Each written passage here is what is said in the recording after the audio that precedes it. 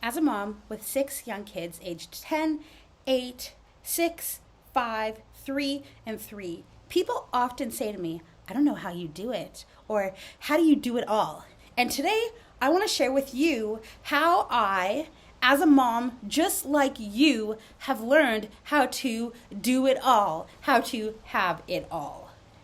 Hey everybody, my name's Asia Celeste and I'm coming to you from my backyard office, and today I want to talk to you about how to do it all and how to have it all as a mom. And when I say all, that includes your sanity. Now let me tell you that a few years ago, when my twins were born, I really fell on my ass. When my first son was born, I felt okay with motherhood. I felt like it was a big transition, but I felt like it came naturally to me. And then I had my second son, then I had my third son, and I had my daughter, who was my fourth.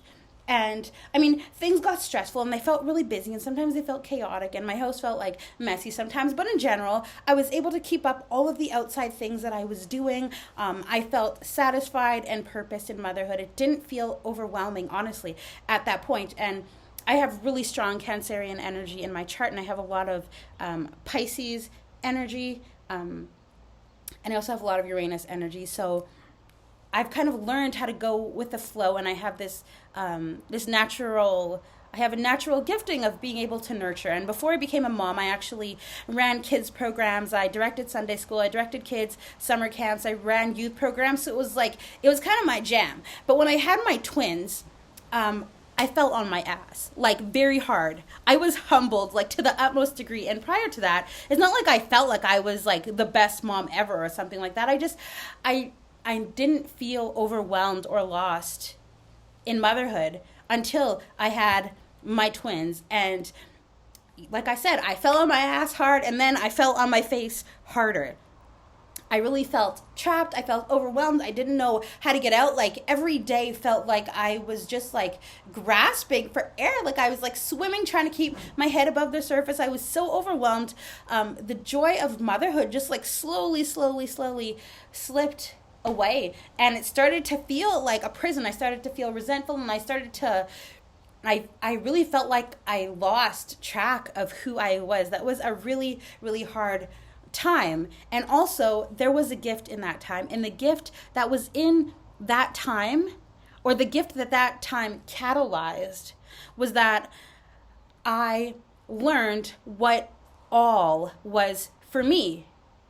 You see, up to that point, and because I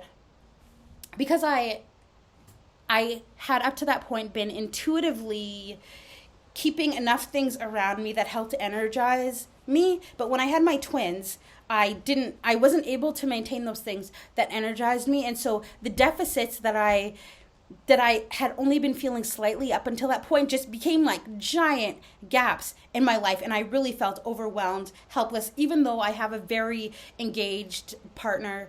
He's a great dad, and we really we really go at everything in our parenting journey together. We don't really do the traditional roles, there's no expectation for me to just do all the house stuff just because I'm home, right? We both understand how hard parenting is, and he was a stay-at-home dad for 1 year actually too.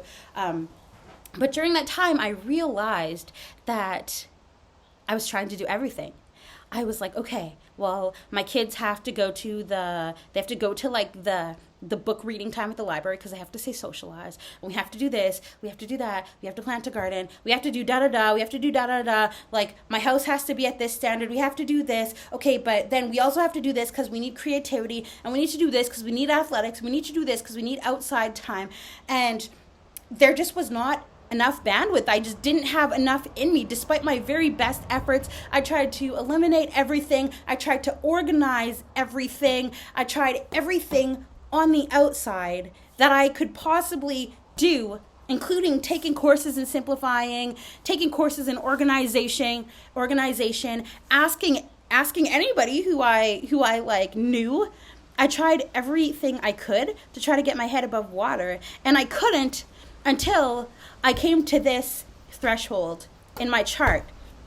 And what I realized was that I can have it all, but it has to be my all. It can't be everyone else's all. And so I had been out in the world pursuing the all that I thought that my kids needed. They need to have this so that they can grow emotionally. They have to have wooden toys. They have to have all the shit that is advertised for moms, all the stuff that is pushed onto moms. It's like, your kid needs this, your kid needs this, your kid needs this, your kid needs this, right? It's like the self-help library. But the thing is that not everything is for every person. And so first, when I understood what my own needs were, this revolutionized everything, because I started coming back to a place of feeling energized in myself, of feeling like I was taken care of so that I actually had something to give. And I mean, I had to do away with Maslow's hierarchy. At the bottom, there's shelter, food, water, like all those things, right? But actually, if I look at my own chart, and if you're looking at your own chart, what you want to look at is your Venus triad. So your second house, your placement of Venus, and where Taurus is located. And then you want to synthesize those placements so that you could understand what your own needs are, what will energize you, what will bring you back to functioning, to feeling comfortable, to being able to have something to give. It's like, that book about filling up your cup, but it's like, listen, if you fill up your cup with something that you can't drink, who gives a shit that your cup is full? It's like, you're still thirsty, right? And so for me, I took a good look at my Venus situation in my chart, and what I understood is that I really need space for creative expression. I really need creativity. I realized that my 11th house Taurus meant that I really needed space for innovation and for individuation, and that I needed to look at my own, that my needs were a place in my life where I was individuating.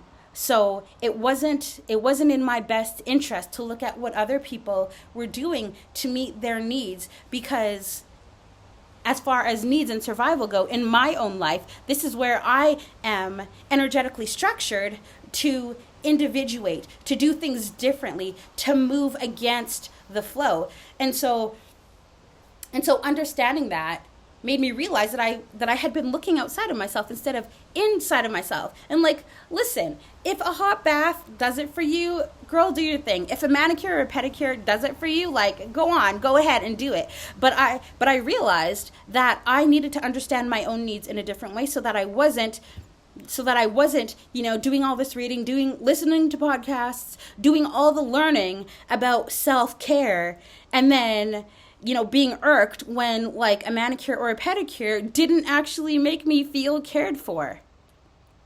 And so you need to look at your own Venus situation, your second house, Venus, and Taurus placements, and that will help you to understand what your specific needs are.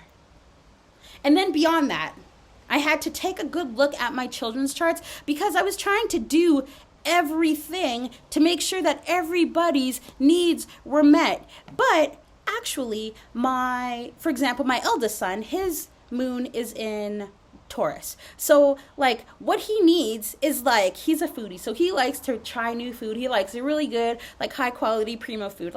He is all about Ben and Jerry's, that's what I'm talking about. He likes Starbucks, and he's really about things that touch his senses. So soft blankets, a hot bath, those are the things that he loves. Those are the things that bring him back to balance. And I did this with all of my kids, right? And also looking at their moon placement will show you how to get back into balance. So for me, because my moon is in Sagittarius, I knew that when I was feeling out of balance, what I needed to do was go back to this place of faith, go back to my understandings about the world and how the world works, and asking questions like, what do I need to learn from this? What is the lesson in this? That is what brings me back into balance. That is what the sense of purpose that's connected to it. That is the Sagittarius moon. And so when I began to understand that about myself, it helped me to bring myself back into balance when I was feeling discombobulated all over the place. Or even, if I had a stressful night, my twins were awake, teething, whatever, like I didn't get enough sleep. Understanding that about myself really helped me. And then understanding my children's moon, what helps to bring them back into balance, and understanding their Venus triad helped incredibly, because I stopped just like shooting arrows everywhere, because I was just trying to cover everything to make sure that everybody's needs were met. And in that way I could laser focus on their needs and fill their cups specifically with what they needed to nourish and fuel and satisfy them. And it changed a lot. Everybody just became happier. Everybody's cups became like more filled, like everybody became more settled. And it's like we were able to seize the restlessness and the unproductive busyness that we had been caught in for all that time. Because I was like, well, kids are supposed to go to story time at the library. Like, kids are supposed to play soccer. Like, kids are supposed to, like, we're supposed to sit down and do ABCs. Like, I don't know, right? But then when I began studying this, when I began to understand each person individually, instead of taking in all the information, I was able to find just what I needed for each child, and then to hone in on that and to develop spaces in our life and in our home and in my relationships with them where they could each be nourished in a way that would be meaningful for them, and at the same time I wasn't being depleted. Now, if you are interested in knowing about your own Venus triad, if you have fallen on your ass or fallen on your face, trust you are not alone. And, and also trust that every parent is on this learning journey. As much as our kids are learning, we are learning too. And also having tools just makes it go a lot easier. That's how it goes, right? It's like, are you gonna dig this hole with your hands? Or like, I could give you a shovel and you still have to dig a hole, but this way it could be a lot easier. It could be less stressful, right? And so if you are wondering what your Venus triad is, or if you're interested in doing a mini reading with me and learning about your own Venus triad, or in learning about your children's needs and their moon or other aspects of their chart, please feel free to reach out to me. I'll post that below. And it was great talking to you, and I'll see you next time.